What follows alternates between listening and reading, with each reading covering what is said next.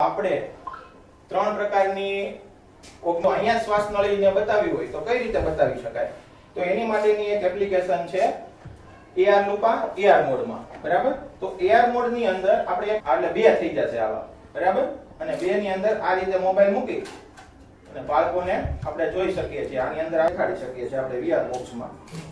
આમાં જોઈ શકીએ છીએ કે VR બોક્સમાં 3D શું દેખાય છે? શું દેખાય છે? ઉપર આકાશમાં ઓલર બિલ્ડિંગ દેખાય. હા.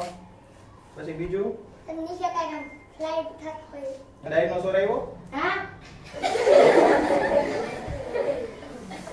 Virtual reality. આવી રિયાલિટી સાચી છે નહીં, પણ આમાં જોવો તો તમને ખબર પડી જાય કે તમે અહીંયા જંગલમાં ચાલ્યા જાવ છો. હોય તો બોલો ક્રિશાબેન, કેટલા આવશે? કેટલા આવશે? શક્તિનો વિકાસ થાય તમારો. એટલા માટે તમને આ એક દાખલો આપેલો છે. આમાં કેટલી આ આકૃતિમાં તમને દેખાતી હશે તો કેટલા છે? 4 છે, 7 છે, 8 છે કે 12 છે? 7 છે. પછી હું 7 આપું છું, બરાબર? જવાબ આ છોકરાએ કીધું 7 છે. ખોટો જવાબ છે. પોતાનું બ્લડ પ્રેશર, આ બ્લડ પ્રેશર નું એક અહીંયા સેન્સર મૂકેલું છે. આ બ્લડ પ્રેશર માપશે, આ એનું ટેમ્પરેચર માપી લેશે અને આ અંદરનું બીજું સેન્સર છે એની હાર્ટબીટ માપી લેશે. આ બે કામ પછી 3 સેકન્ડ 4-5 સેકન્ડ રાખજો, બરાબર?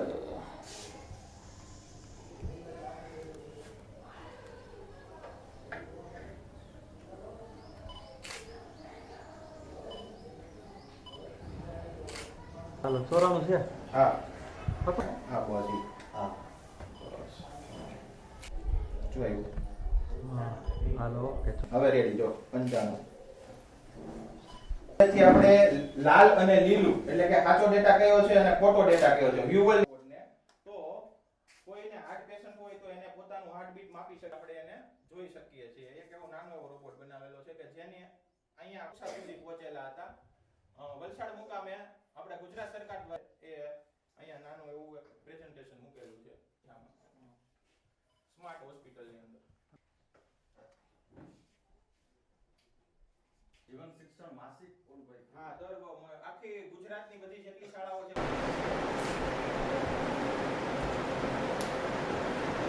બસ